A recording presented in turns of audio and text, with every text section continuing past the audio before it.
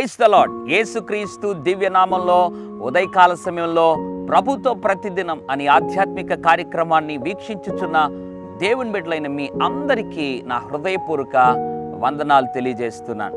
మీలో చాలామందికి ఒక సందేహం, ఇన్ని మాసాలు, ఇన్ని దినాలు, ఇన్ని సంవత్సరాలు నేను ప్రార్థన చేస్తున్నాను, దేవుడు నా ప్రార్థన వింటున్నాడా లేదా?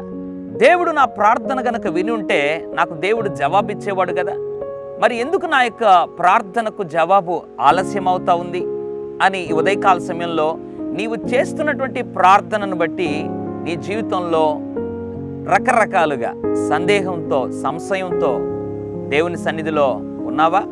దేవుడి ఉదయకాల సమయంలో ఒక అద్భుతమైనటువంటి వాగ్దానం ద్వారా నీతో మాట్లాడి నిన్ను ఉత్తేజపరిచి నీ ప్రార్థనలో ఉన్నటువంటి ఆ యొక్క శక్తిని మళ్ళీ నీకు ఆయన తెలియపరిచి మళ్ళీ నీ ప్రార్థనను కొనసాగించాలని నేను ఆశపడుతున్నాను. ఏంటా వాగ్దానం? యెషయా గ్రంథం 30వ అధ్యాయం 19వ వచనం ఆఖరి వరుసలో రాయబడింది, ఆయన నీ మాట వినగానే నీకు ఉత్తరం ఇచ్చును. Praise the lord. ఆయన నీ మాట వినగానే ఇక మీదట నీకు ఉత్తరం ఇవ్వబోతున్నాడు. ఎంత ఆశీర్వాదకరమైనటువంటి వాగ్దానం.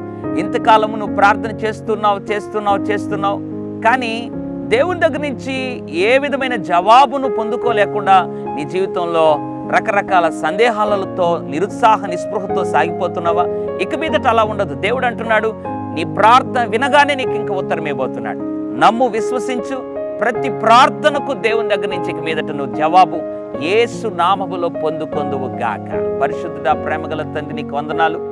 ఆయన నీ మాట వినగానే నీకు ఉత్తరం ఇచ్చును అని రాయబడిన ప్రకారంగా ఎంతమంది అయితే ప్రభు ఈ సమయంలో నా ప్రార్థన ఆలకించు ప్రభు, నాకు జవాబి ప్రభువా అని ఎవరైతే ప్రార్థనలకు జవాబు ఎదురు చూస్తున్నారో వారి జీవితంలో గొప్ప నాయన జవాబును, నాయన ఉన్నతమైనటువంటి విధానంలో ప్రభువా తండ్రి వారి ప్రార్థనను నాయన ఆలకించి వారిని హెచ్చించబోతున్నందుకు వందనాలు.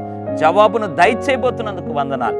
అట్లు నాయన నీ కృప చూపినందుకు యేసు నామములో ప్రార్థిస్తున్నాను తండ్రి. ఆమేన్. God bless you.